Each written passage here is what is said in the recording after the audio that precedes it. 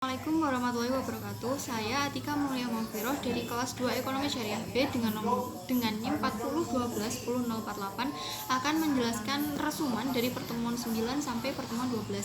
Dimulai dari yang pertama, yaitu pertemuan 9 mengenai teori ekonomi mikro. Teori ekonomi mikro atau ekonomi mikro diartikan sebagai ilmu ekonomi yang kecil. Teori ekonomi mikro didefinisikan sebagai ilmu ekonomi yang menganalisis mengenai bagian-bagian kecil dari keseluruhan kegiatan perekonomian. Yang menjadi pokok analisis dalam teori mikroekonomi ialah bagaimanakah caranya menggunakan faktor-faktor produksi yang tersedia secara efisien agar kemakmuran masyarakat dapat dimaksimalkan. Hal itu berdasarkan pemikiran bahwa kebutuhan dan keinginan manusia kelak terbatas. Nantinya itu terbatas. Sedangkan kemampuan faktor-faktor produksi menghasilkan barang dan jasa untuk memenuhi kebutuhan dan keinginan masyarakat sangat terbatas. Selanjutnya yaitu pertemuan ke-10. Pengertian dari konsumsi itu sendiri berasal dari bahasa Inggris, yaitu konsum atau consumption yang berarti menghabiskan. Konsumsi pemakaian menurut Kamus Bahasa Indonesia, konsumsi adalah pemakaian barang-barang, produksi dan bahan makanan dan sebagainya. Dua, masalah dari konsumsi. Konsumsi memiliki urgensi yang sangat besar dalam setiap perekonomian karena kegiatan ekonomi sendiri mengarah kepada pemenuhan tuntutan konsumsi bagi manusia, dan pengabaiannya berarti menyebabkan kehidupan dan juga mengabaikan tugas manusia dalam menjalankan kehidupan. Selanjutnya yaitu prinsip konsumsi dalam Islam itu ada 5.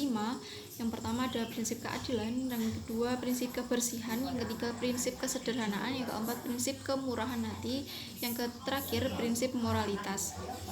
Terakhir, tujuan dari konsumsi dalam Islam itu intinya adalah mencapai maslahah daripada utilitas atau kepuasan, di mana yang dimaksud dengan masalah di sini adalah mengedepankan kesejahteraan orang lain dibandingkan kesejahteraan diri sendiri. Selanjutnya dari pertemuan 11 yaitu tabungan dan investasi dalam perspektif Islam. Tabungan dalam perspektif Islam secara umum, tabungan bermakna bagian dari pendapatan yang disimpan. Dalam perspektif Islam, tabungan memiliki 2 makna, ditunjukkan untuk berjaga-jaga dan tabungan ditujukan untuk investasi produktif, maksudnya bukan sebagai investasi dalam makna luas yang dilakukan oleh konvensional. Yang kedua, investasi adalah tabungan masa depan yang ditabung di masa sekarang untuk memperoleh keuntungan yang digunakan untuk masa mendatang. Jenis investasi diantaranya ada aset keuangan, jenis investasi, dan aset real. Dan bentuk dari investasi itu sendiri yaitu ada investasi tetap bisnis, investasi residensial, dan investasi persediaan.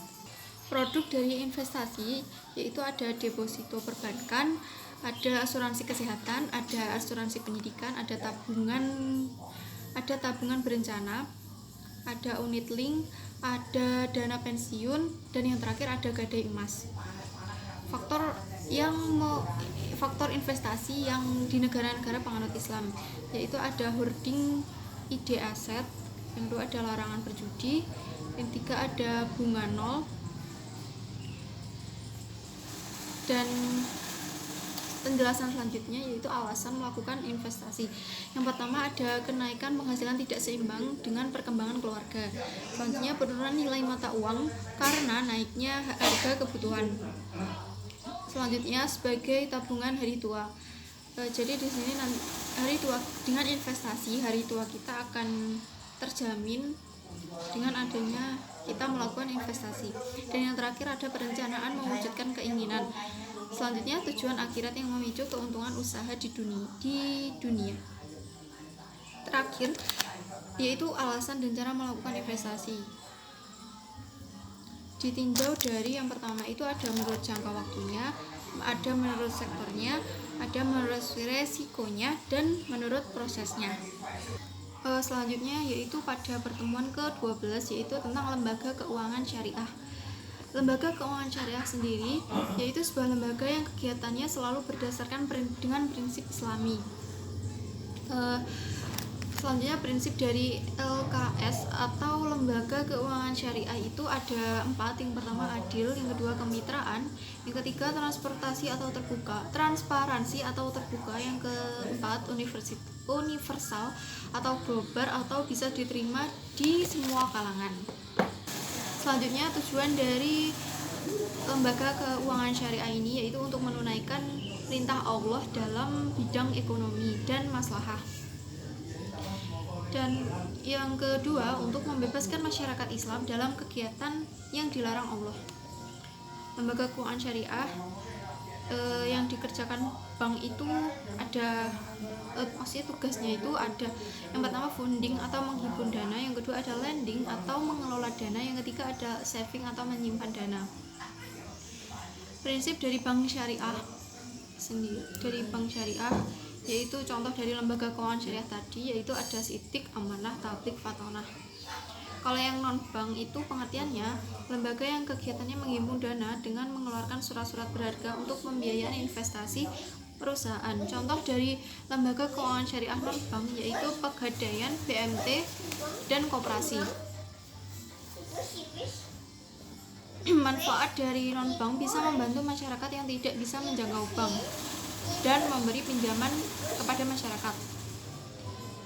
Prinsip dari lembaga keuangan syariah non bank yaitu ta'awun atau saling tolong menolong. Tentunya bank syariah itu memiliki tantangan karena pada zaman sekarang itu banyak sekali perkembangan dari bank-bank konvensional lainnya. Salah satu tantangan dari perbankan syariah yaitu dalam usia yang tergolong muda, produknya terbatas, sumber daya dan aset masih kurang. Sekian penjelasan dari pertemuan 9 dan sampai 12 yang dapat saya sampaikan. Kurang lebihnya saya mohon maaf. Wassalamualaikum warahmatullahi wabarakatuh.